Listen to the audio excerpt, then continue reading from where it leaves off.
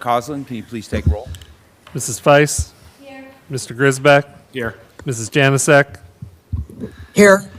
Mrs. Hoppy? Here. Mr. McGregor? Here. Mr. Modrak? Here. Mr. Scalzo? Here. Mrs. Turner? Here. Mr. Christensen? Here. All 9 members present. Thank you. First item on the agenda, the team from SiteLogic is here to give us an update on the IMS project, Phase 2. It is on. Okay. Well, thank you as always for giving us an opportunity to update you on the project. We want to talk just briefly about Phase 1. We spoke last month and provided some slides of the finished product. We do have a few things we're following up on, so I'm going to ask for Rochelle to give you a brief update on Phase 1. Good evening. So right now the second boiler arrived and has been installed, and the final connections and startup is tomorrow. One of the other missing mechanical units is for the admin. It is arriving in March, so we've made arrangements with the district and the contractors to replace it over Easter break. That way we're not disrupting the admin or the district at that time. So it'll be, when everyone comes back, that will be done. Other than that, we're just wrapping up some closeout items with the contractors and getting ready for Phase 2. Thanks. So as far as Phase 2 is concerned, we did receive the conform documents. We have put that out on the street for bid.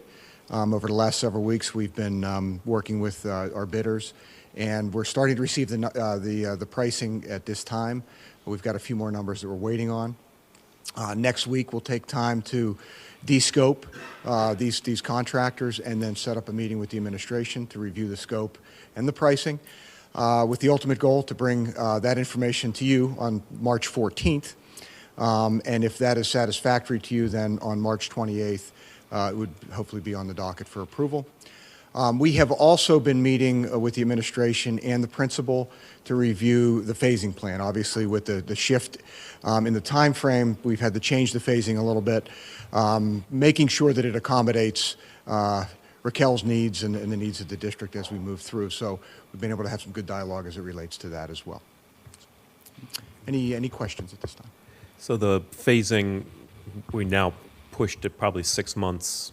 At this point, we're looking at 6 months longer, so it'll be not August of '24, it'll be more like December of '24 for the completion. Yeah, we're actually tweaking it a little bit with Raquel, so we haven't finalized that, but we were able to move an area up earlier as she asked for. So by doing that, we might be able to reduce that a little bit. I have not been able to finalize that with her. I want to do that first, and then I can definitely give you what the end date is. Okay, good. Thank you. I guess with some of your other jobs also, what are you seeing in terms of, volatility of pricing and trends in pricing and things like that? Have you seen any signs of stability or anything? Yeah, we've seen certain commodities move upward and some kind of move downward. So it's been really since the fall, it's kind of, we had a stretch of, 8 to 12 months where it was running pretty wild. We have seen a little bit of stability, but it depends on what the commodity is, to be honest with you. Mm-hmm. And we're seeing some of the pricing that's coming in right now in the same direction. A little bit up, a little bit down, and hopefully we're going to have something that's going to be palatable for you in a couple of weeks. Okay, good. Mm-hmm. I actually have a follow-up to the elevator situation. Sure. Where are we with finishing that? It's been delayed several times. So right now, the elevator contractor ordered the wrong frames. They ordered the door opening in the incorrect direction, so we were waiting on new frames and a controller. So that is supposed to be here sometime in March. So as soon as that gets in and finishes up, we'll finish the brick and get that online. So unfortunately, that's the halt right now, waiting for that door frame to come in, because I can't do any further masonry work until that frame is set.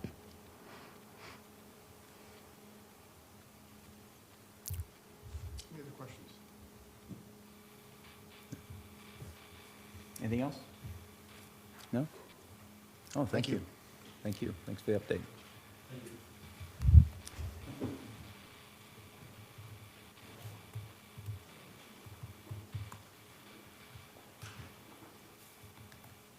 Can I get a motion to adopt the agenda for business items? So moved. Second. Moved by Mr. Scalzo, second. Is it you, Jim? Yeah.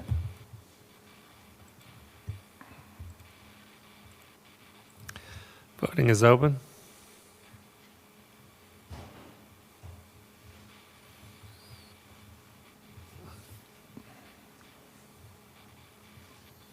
Motion carries.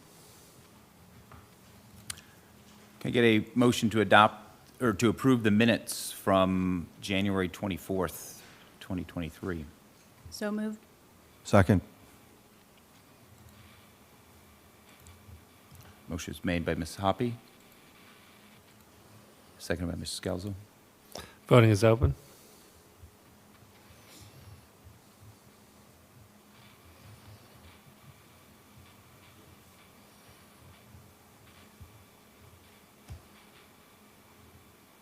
Motion carries. Thank you. I'd like to announce executive sessions that we've had over the last couple of months. First, January 24th, 2023, for personnel, other legal matters, and receive information. February 1st, 2023, for personnel, other legal matters, and receive information. February 21st, 2023, for personnel, other legal matters, and receive information, as well as February 28th, 2023, for personnel, other legal matters, and receive information. Do we have a report? Looks like we do, from student government. Tell us what's happening, please. So SGA held their annual Wish Week in the middle of February. All the students and staff in the school were sent a Google form where they could request wishes for their friends and teachers. We had over 1,300 wishes, most of which we were able to grant. This could be anything from candy to flowers to even pizza parties and breakfast. We also had a successful Spirit Week to go along with that. We had Spirit Days every day and games during the lunches that the students could play. For new business, we're currently planning our spring reading days with the elementary students, and we're also starting to prepare for Staff Appreciation Week, which will be in May. Great, thank you. Is that everything? Okay, thanks. PTO, PTA, Caitlin, is that you? Yep, this is me. So for all the different schools, we'll start with Abraham Lincoln. Lincoln just wrapped up a coin fundraiser for Melody Sable, a student at Memorial currently battling cancer. Lincoln families and staff raised $2,330.30 for the Sable family. They would like to thank everyone for their generosity and participation with this fundraiser, and it was so wonderful to be able to help another family in our own community. Their Valentine's Day parties went very well, and they're busy getting ready for the spring events. Ben Franklin has been busy fundraising and having fun. They just kicked off their readathon with the annual book door decorating and Reading with the Stars event. George Washington's American Heart Association fundraiser started yesterday with a kickoff assembly and will run through March. Students are encouraged to take the Healthy Heart Challenge and raise money for the AHA. Their biggest event in February is George Washington Day, which is celebrated every year on February 22nd, George Washington's birthday. This year they celebrated with several history-related prize raffles, including museum tickets, books on George Washington, and a White House Lego set, among other things, and George Washington coloring contest, red, white, and blue snacks from Dairy Queen, a red, white, and blue gift that was given out by George Washington himself. They ended Washington Day with an interactive patriotic music assembly called Spirit of America that the students really enjoyed. Memorial Elementary had a fun-filled February. Their readathon is wrapping up at the end of the month. The Science and Art Expo, which is on the 23rd, was a huge hit, bringing out a lot of future scientists and artists. Big thanks to Mrs. Huth for bringing out Camp Invention science experiments for the kids to enjoy. William Penn had a quieter month. The students enjoyed the Valentine's parties and had fundraising opportunities to go towards their next few months of fun. Neil Armstrong, Friday night was their Battle of the Books, and their readathon ran at the same time to encourage all students to read more in the month of February. Lots of fun was had by all the teams, and their book fair is coming up in the next few weeks. And the IMS PTSO is in the very beginning stages of planning move-up day activities for the 8th graders. And that's it. Great, thank you. Is there a solicitor's report? Briefly, I just want to thank Mr. Cromie for his time and humor. We spent some time on the phone and he interviewed me, so I am hopeful that he can make me sound interesting and competent in whatever write-up he creates for your community resource. I made up all kinds of things about you. That's fantastic. I'm sure it's way better than the reality. And then I just It's not a lie if he believes it, okay? That's what PR is, right? And I kindly remind all cover public employees and public officials to put together your statement of financial interest and file those with Mr. McCausland. The filing date is May 1st, and if you have any questions about that form or any required information, just let me know. Thank you. Okay, good, thanks. Committee reports. Any updates on committees? No? The only thing I is, and have think- one. Sharon? I just wanted to share from the PSBA liaison. April 18th is going to be their annual advocacy day. It is now virtual. So if any of the board members would like to participate in that, if you need an email, let me know. I can forward you that information so you can sign up. And that's a day when you virtually meet with our state level representatives to share with them what is going on in our schools and what sorts of things we need the legislature to work with us on. And March 7th is going to be the governor's budget address. And shortly after that, PSBA will be emailing us a recorded presentation about how PSBA believes that will impact the education funding for this upcoming year. And if anyone needs emails about those things, let me know and I'll be happy to send those over to you. Oh, there was also yesterday a rally for charter school reform, and PSBA is asking its members to connect with their state level representatives regarding that issue. And again, if you didn't get that email, I can send it to you. It's got sample letters and sort of the information that they would like us to help get to the legislature so we can try to get some of that funding charter school issue resolved. Thank you so much. Thank you for reminding us all. Did everybody get that email? Because I got it direct to me also, and so they have a little wizard button you can press, and it'll automatically send it to Devlin and to Natalie. And of course, they're going to get, 100 of the same emails, but I guess it's worth going through the action. Kim, do you have something? Yeah, and then with the public library, all students in 7 through 12 should have received their library cards.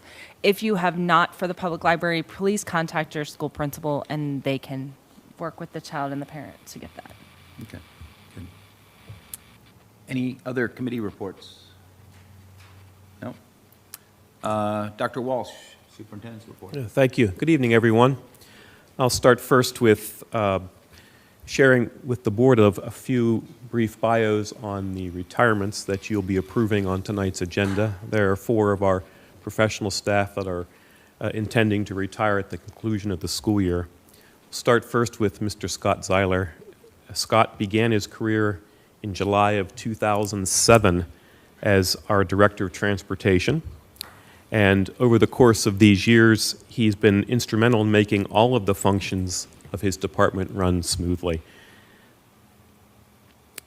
Not only has Scott led in this area, he's also filled in as bus driver on numerous occasions when there was a need, and was integral in making sure things ran smoothly during the renovation of the bus garage project that just wrapped up here in the fall.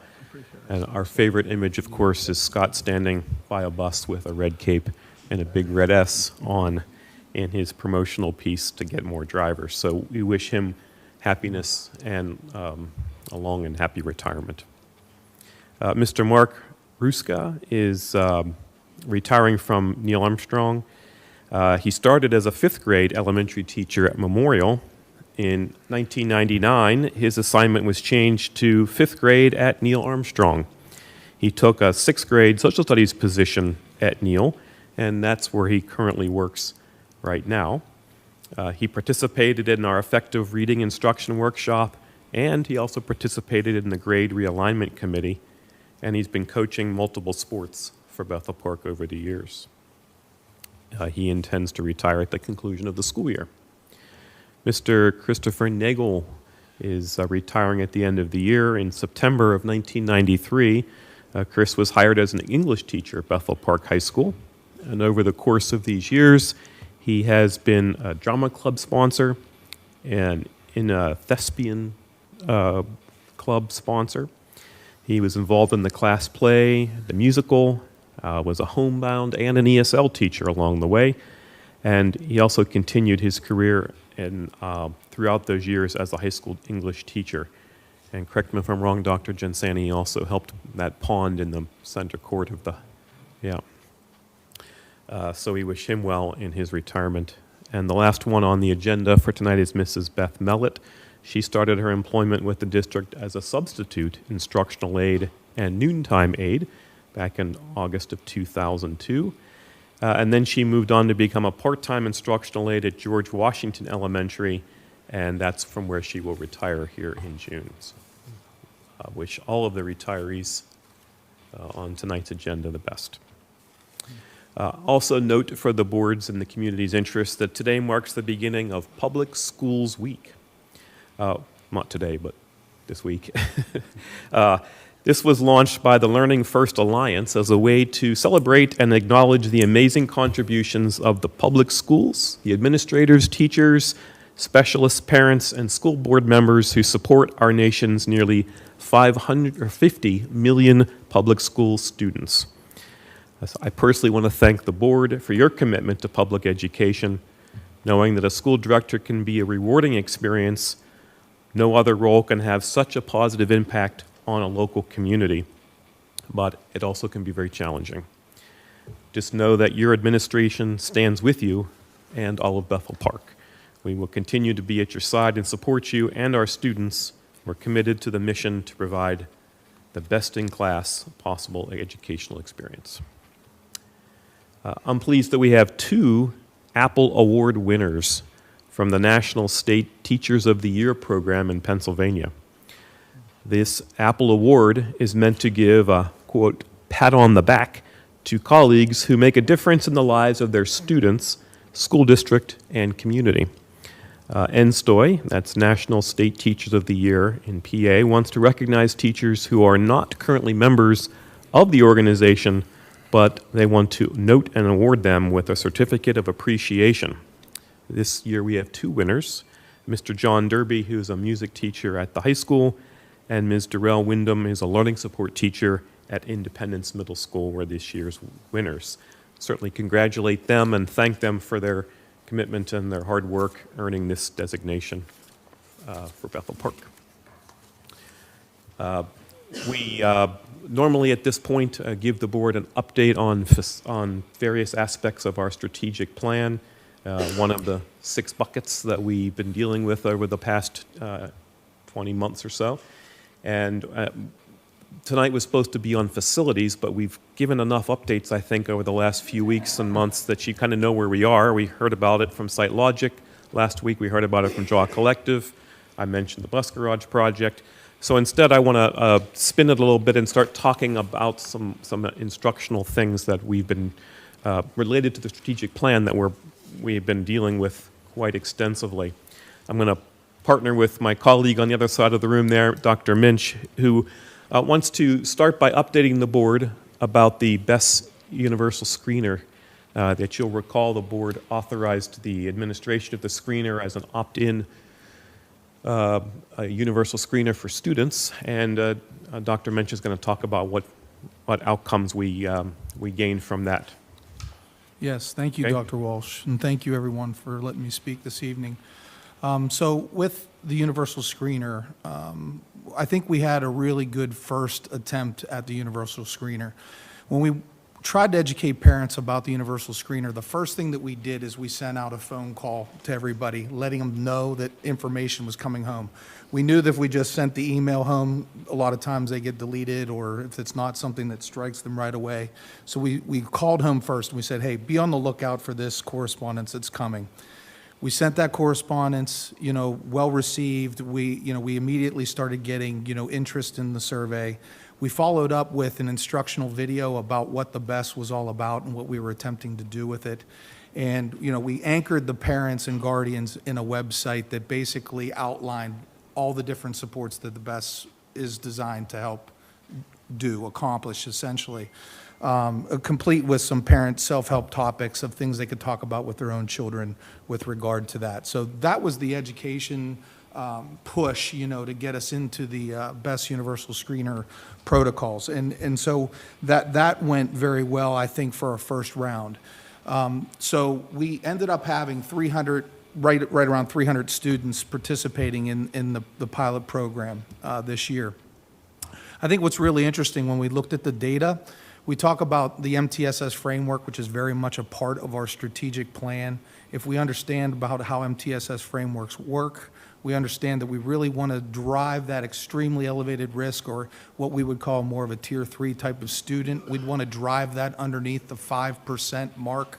That's really our goal, is to get that going down underneath that mark and getting that elevated risk, which would be more of those tier 2 types of kids that you'd be doing services with, driving that under the 10% mark. Your goal is really to try to get that normal risk, or that tier 1 student about that 80 to 85 and above. That's really our goal. So when we looked at the data and how it came out with our 300 students that took the survey, we see that there was 7% that were in that elevated risk category, which were 21 students, and the elevated risk score, which was 38 students. So we had 236 students that, came out with very, normal types of risk. And, but I thought it was interesting how, when you think about the MTSS framework, where our sample group fell in relation to those numbers. So with that, when we look at the grade breakdown, what we would expect to see is we would expect that risk score increase in the grade level, kind of almost like a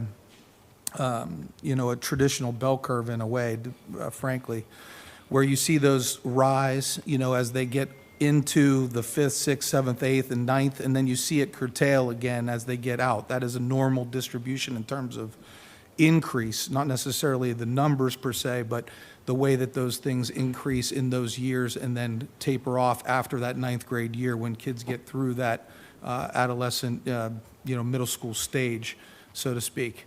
I think it is interesting in the data, if we look at it, that we talk about, where those transition years are, where we see those dips in the students that fall out of that tier 1 category and into that tier 2 category.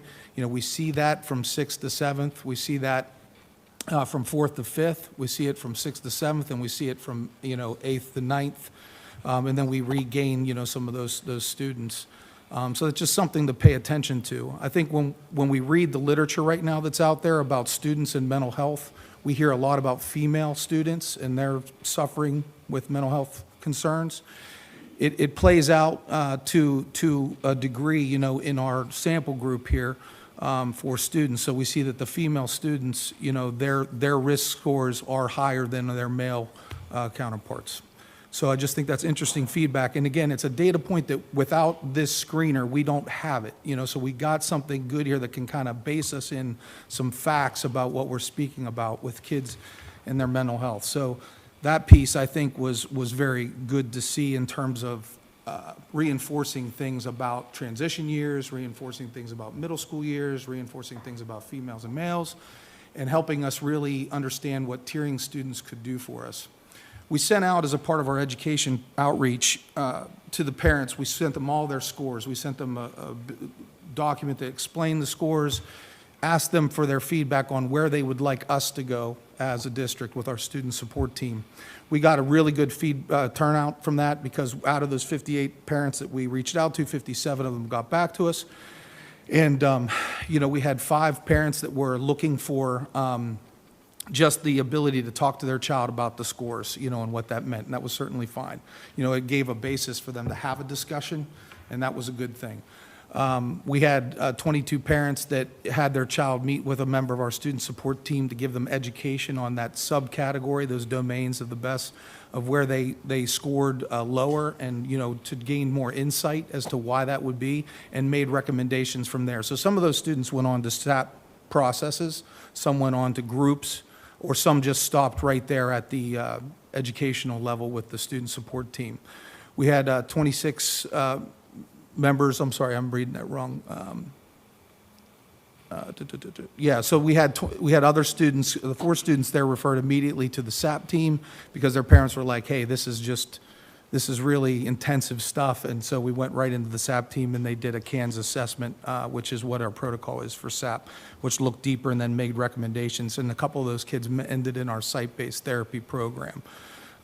We also, Mrs. Figlioli and I are getting off the ground with some staff, a social emotional learning program after school, and we have some of those students that are going to be a part of that program as well.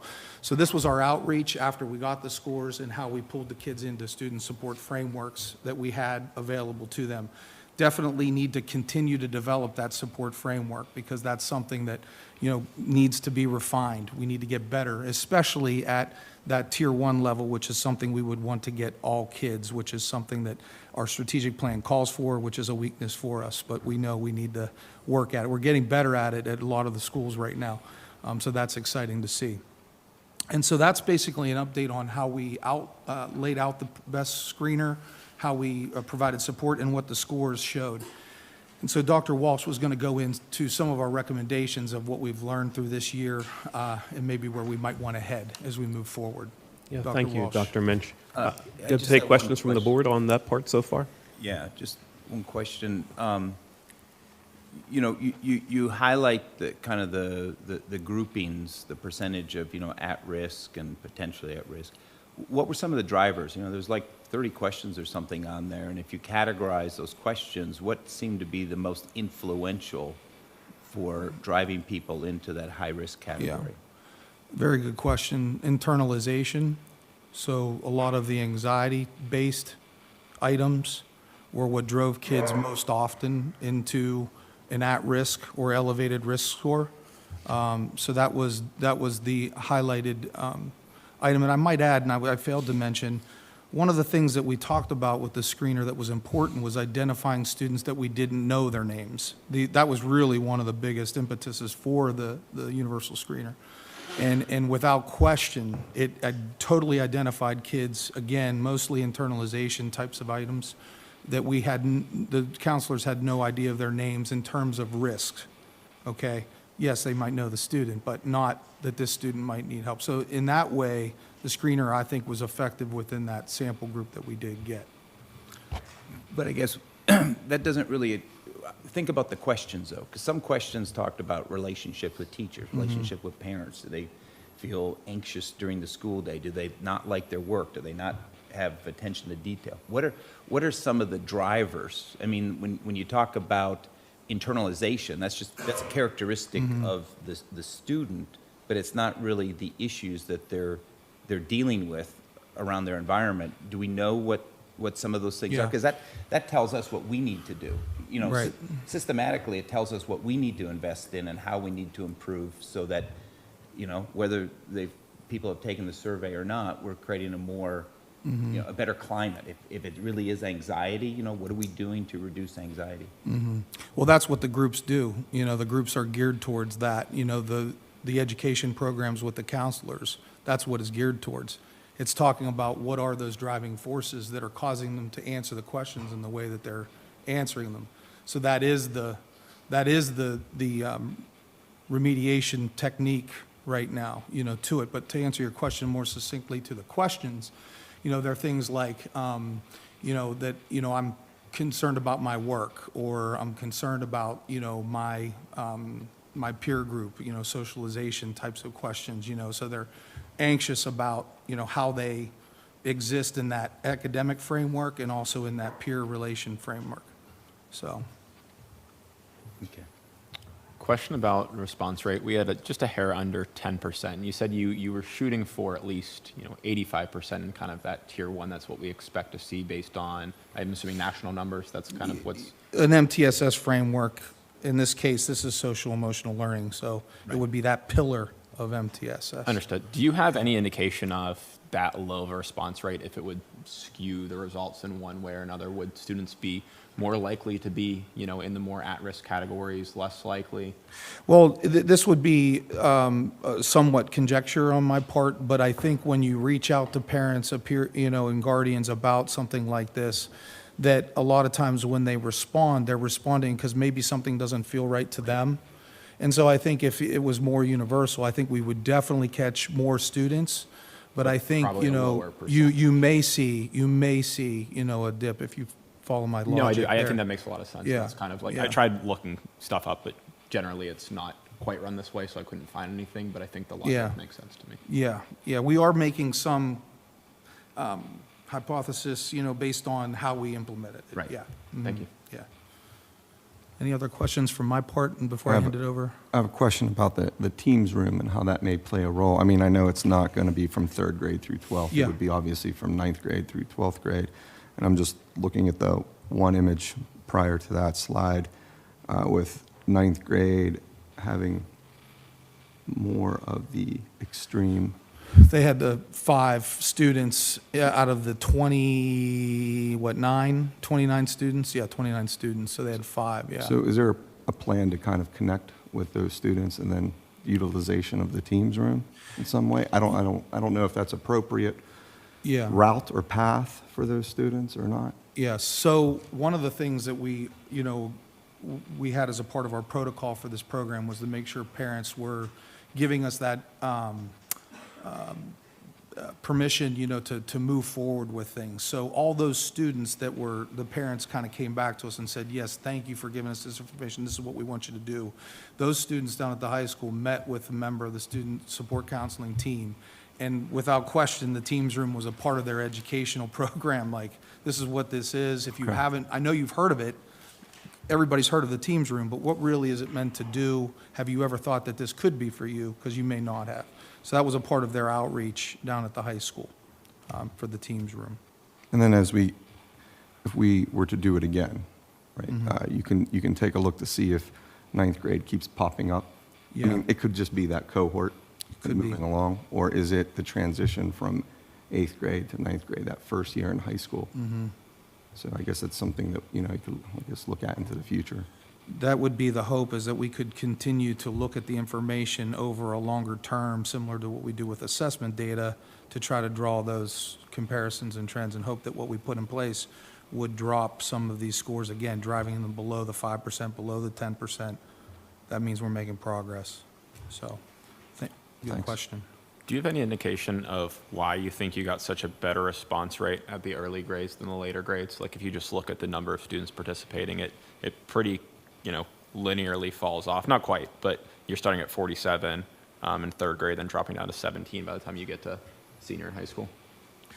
Well, why do PTOs and PTAs start dropping off as we, get, there's just things Fair that enough. happen as kids grow older, and I think we need to work hard at proving why these things are important. We've talked a lot with, members here about education, and, so we need to continue to drive that conversation, because just because more responses came from the elementary doesn't mean that the need is greater. It's just that I think the way that we conducted it, with the opt-in, those are the people that are most engaged in the emails that are coming home, that kind of information. That's my I think that makes perfect sense to me. Yeah. My personal concern is that the students who are statistically more likely to have, more adverse side effects, from these things are going to be generally the older students, the ones who aren't really getting well captured in this data. Yeah. Any other questions before Dr. Walsh takes over?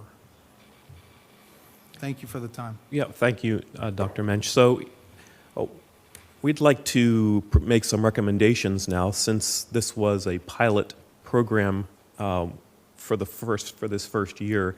We have some thoughts about where to move forward. One of the first things we want to suggest is that the BESS is continued, and we want to recommend that it continues as an opt-in offering for students and families in the fall of the school year. And once you've opted in and participate in some of these services and programs that are available, we can repeat the best screener with you over time to see what progress is being made, if there's some improvements that we can brag about with your family because of these services. With that recommendation, we also want to bring forward to the board's consideration an alternative survey tool that is sort of different, not sort of, it is completely different, that we think maybe meets more of the ideas and expectations we would want to have for a universal screener or a universal assessment system.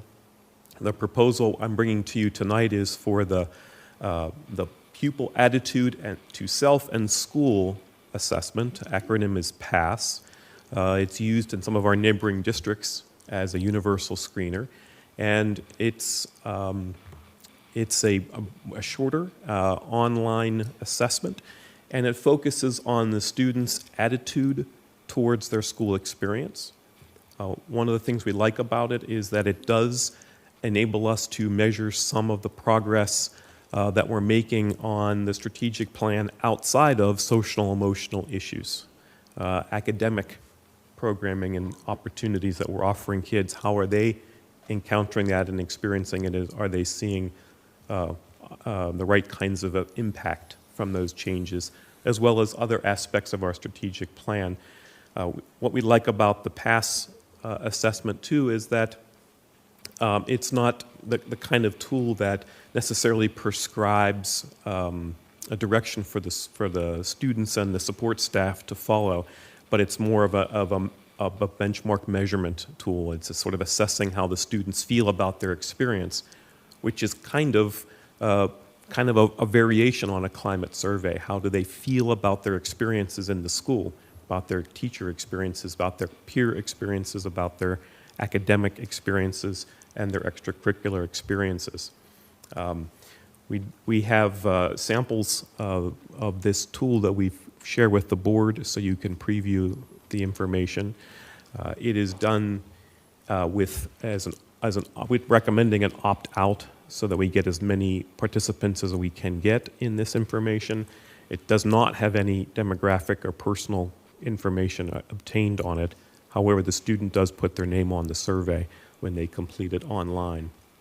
Point for that is, of course, so we can track the change over time, that if their attitudes are changing, what's behind those changes in attitudes for the better or for the worse. So I'm asking for your consideration in looking over those materials and see if you could support these recommendations.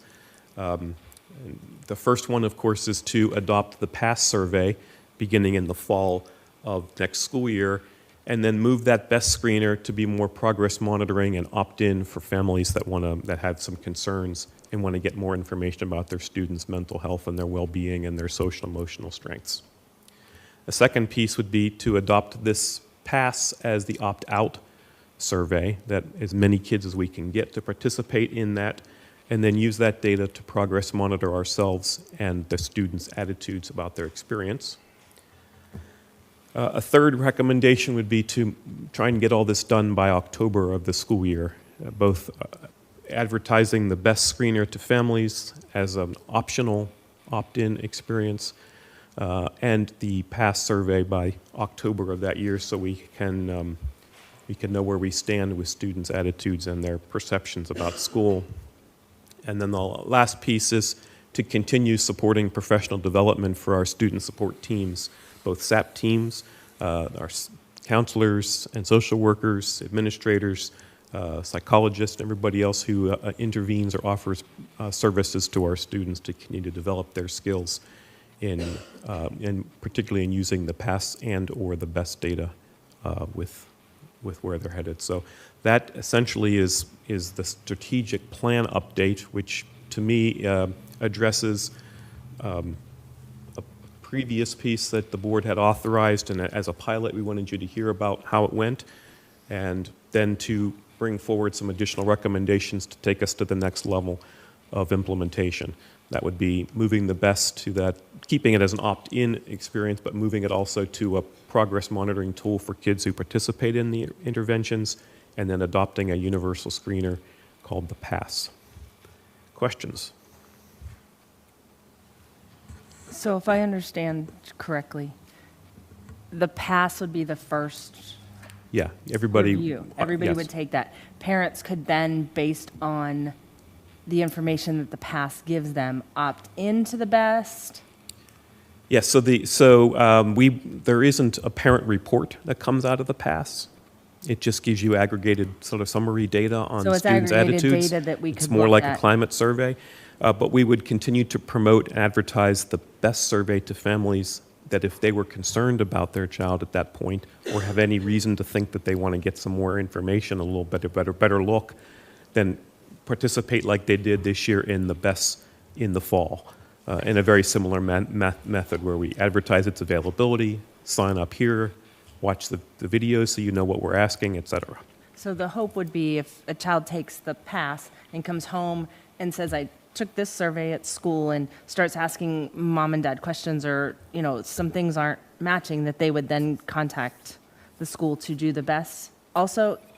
Yes, Okay. agreed. I don't think one precedes the other. I don't think taking the pass is going to make the family more alert or more concerned, because they're very, very different tools. One just talks about the students' attitudes and perceptions about their school experience, their academic experience, their teacher relationships, et cetera. And answering those questions isn't going to necessarily red flag them for social emotional programming. I mean, It would be more of a climate, exactly. Yes, exactly. did you hand out the questions as last time, right? Yes, the board has copies of those I questions. mean, I looked through them. I kind of like the pass, and I can support that one because it's not, it's more of a reflection of us.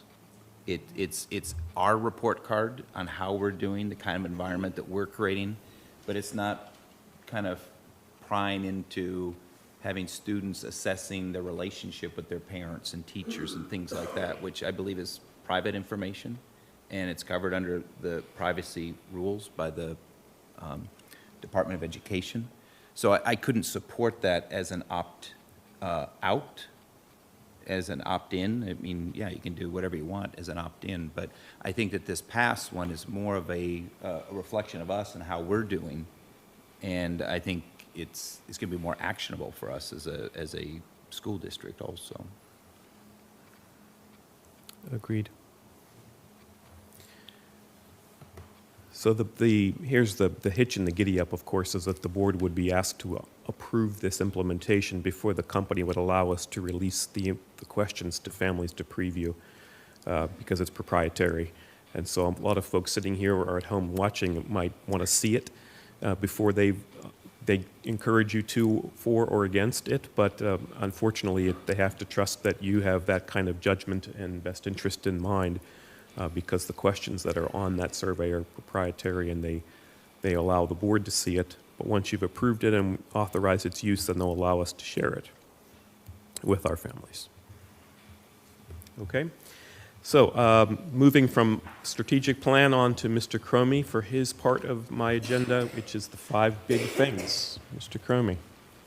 Okay, guys. You want to turn your mic on there? Okay, thanks again. Once again, as we say every month, we're trying to get 10 pounds of fun into a 5-pound bag. So lots of action happening around Bethel Park, and here we are with some really fun things. Our first thing is we had the polar plunge on Friday. Here you can see 2-time state championship baseball coach Patrick Zender trying to prove that gravity is just a fad. And Bethel Park was able to raise more than $2,000 for Special Olympics of Pennsylvania. It was a wonderful event. BPTV was there. They covered it.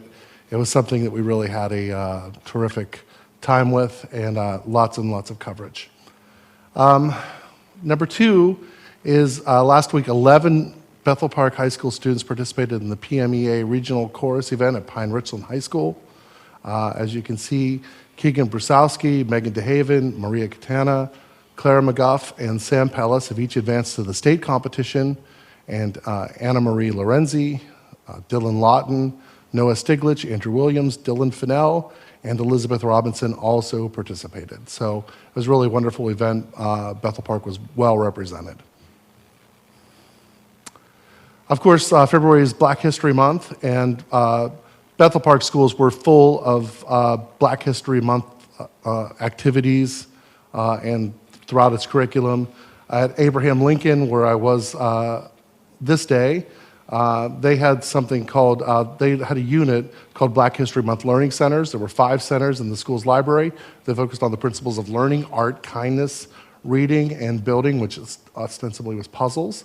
The students used the centers to learn more about significant African American figures and historical events. This day it was on the Montgomery bus protest in Rosa Parks.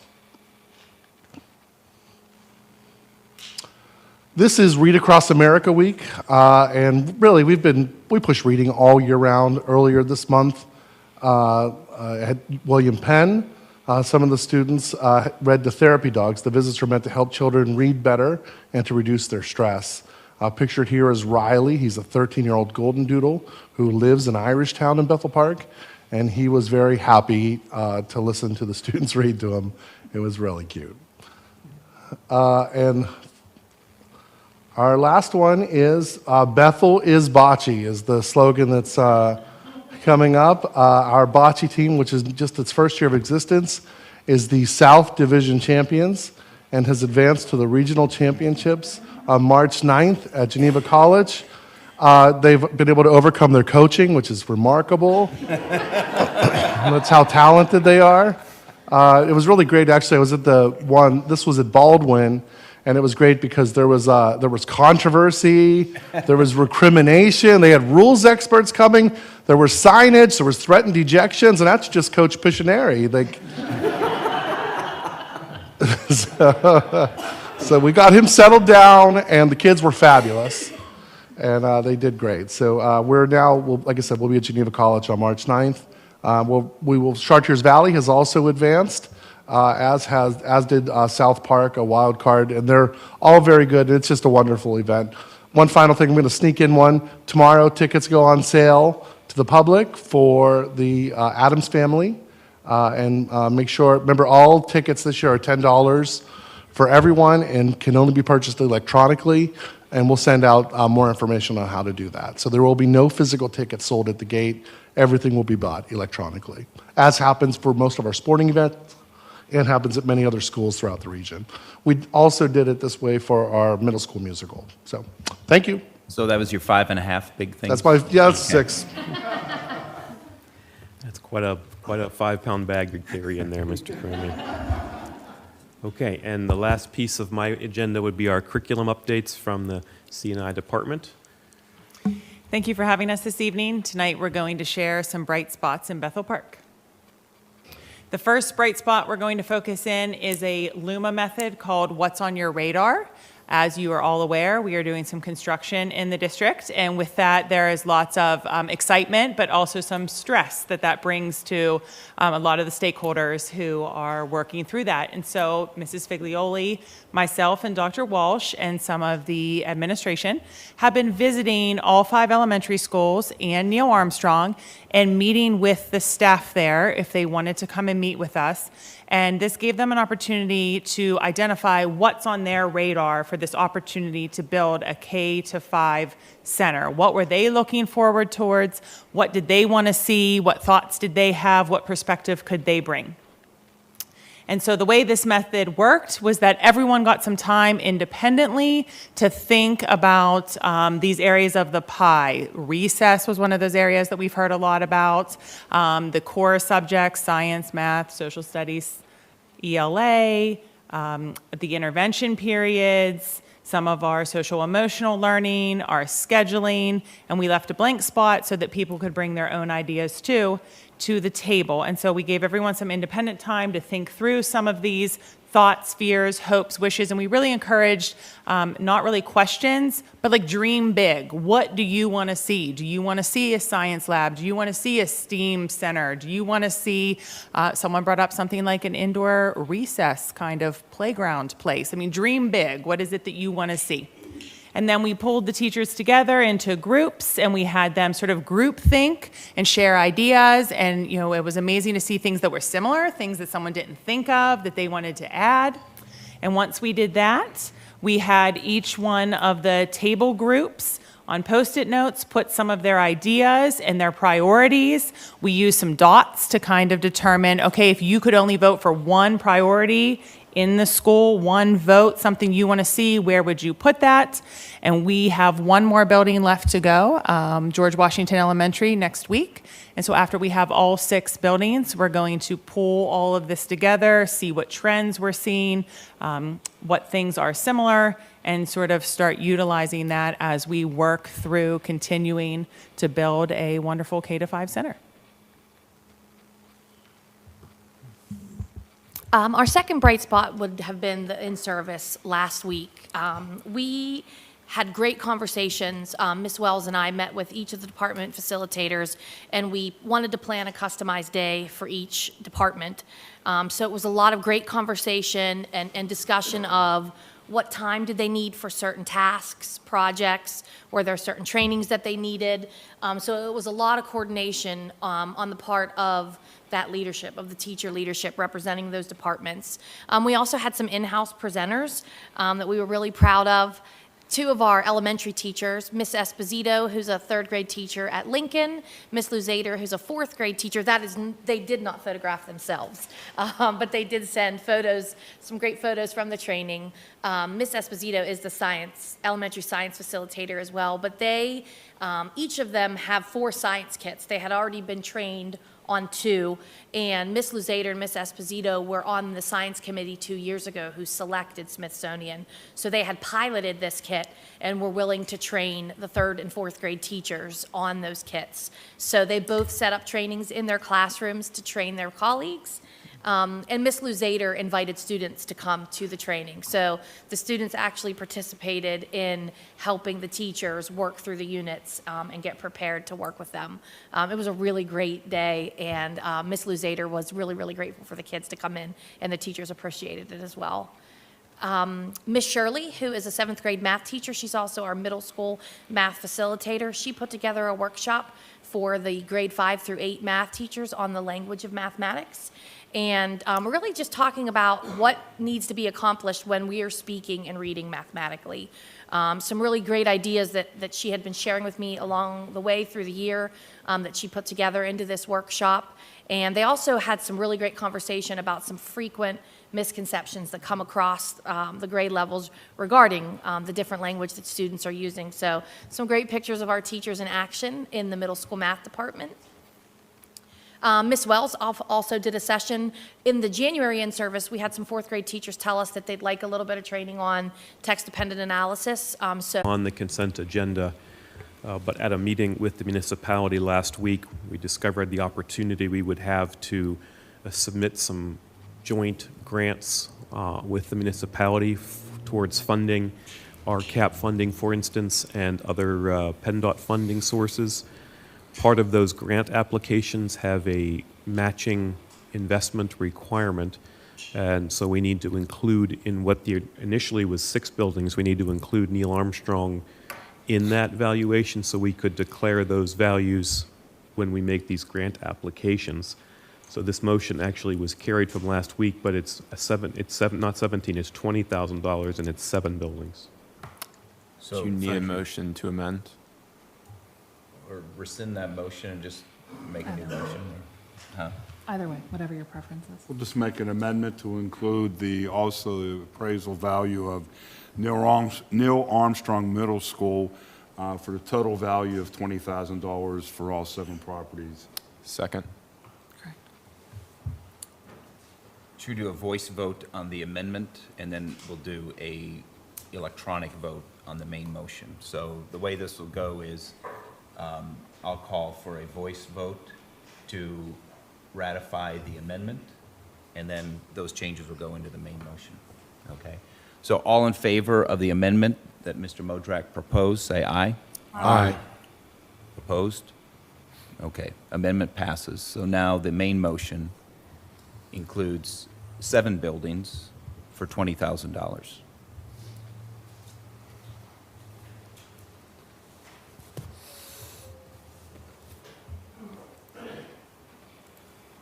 Voting is open.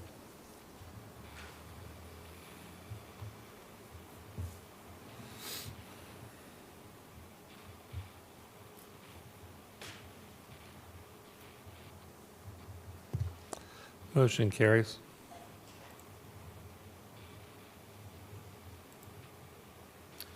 Thank you. Mr. Grisbeck, can you take the Finance Committee items? Yes, I can. There are 3 items tonight under the Finance Committee agenda. Item number 1, Memorandum of Understanding with the Allegheny Intermediate Unit. The Board of School Directors approves the administration's recommendation to approve the Allegheny Intermediate Unit AIU Transition Memorandum of Understanding for the 2022-2023 and 2023-2024 school year. Second item, payment for K-5 elementary school project.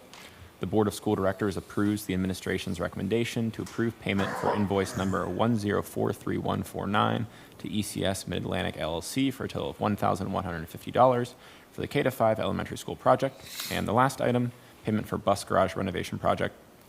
The Board of School Directors approves the administration's recommendation to approve payment for application number 2 for $88,357.50 to A1 Electric Inc. for the bus garage renovation project. I move to approve items number 1 through 3. Second. Motion was made by Mr. Grisbeck, seconded by Mr. Scalzo.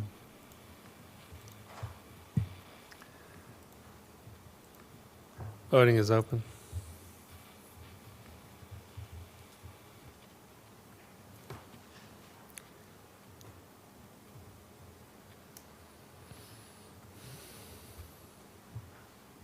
Motion carries. Thank you. Mrs. Turner, so Policy Committee, looks like we just have this one item that's a second of 3 readings. That would be correct.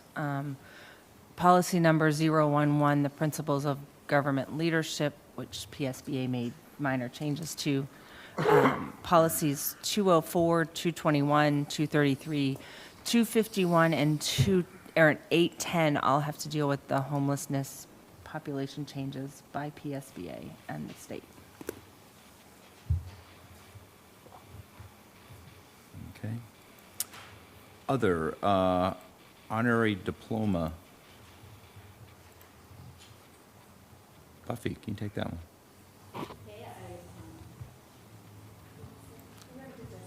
Oh, I move to adopt. Yes. I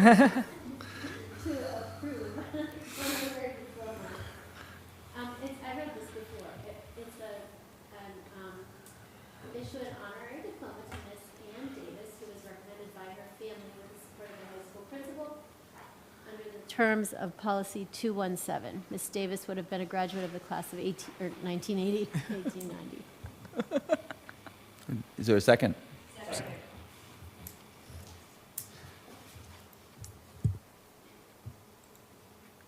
Are we going to require that she comes to graduation in June?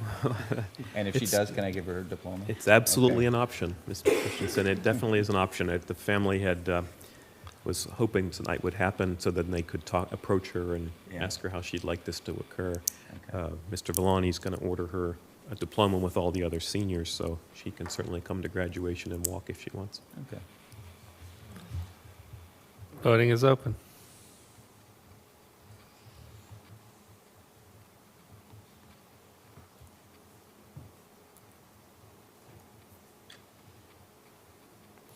Motion carries. Thank you. That's the end of the business agenda. Any public comments, anything related to school business? Anything else? No? Any board comments? I do. One of them is in the room, but Mr. Villani, Mr. Puccineri, and Mr. Zender did a great thing for Special Olympics on Friday. How cold really was it? Oh, sorry, Dr. Shu. Did you plunge? There are no pictures.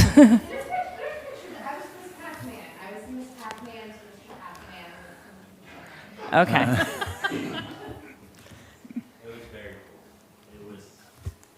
Unique feeling because when you go in there and you get up and you're like, oh, it's not that bad, but when you get out, it's everything below your waist just goes numb. It is a very unique feeling, but you recover. It was fun. I'm glad to see that a lot of students did participate also. So that was a great event for everyone, and good luck at state. Yes. Yeah. Any other board comments? Yeah, I just want to say that you're playing against my students. We're training hard. I'm just kidding. We're skipping all our classes and running. I'm just kidding.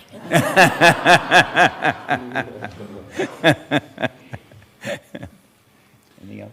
Yeah, just some of the board members not be aware, we got some information this week that a present custodian and a former custodian had passed away. Mark Briggs was a custodian. Neil Armstrong just passed away recently. And our former high school custodian, Bill Ryan, had just passed away. And Mr. Briggs' arrangements were already today was the funeral, and Mr. Ryan's has not been announced yet. Okay. But our condolences and sympathies to the both families. Exactly. Thank you for bringing that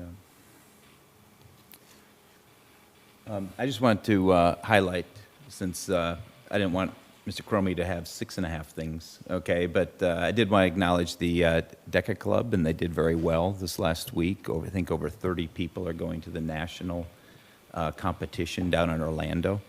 And I'm a huge fan of this. I've participated in it, or not participated in it, but I've helped with some of the coaching, some of the presentations, chaperoned some of these events, and it's just a phenomenal organization. Going to the national competition, it's almost 20,000 students from all over the U.S. and Canada that go to compete and present projects and business plans and things like that. And any parents in the room or parents listening, I think that's a fantastic club, regardless of what your student is going to go into for a career, because those things, those skills around putting together a plan, public speaking, just so important in any career choice that you pick. And so it's a great club. I encourage you to talk your kids into joining. Anything else? Is there a motion to adjourn? All in favor? Aye.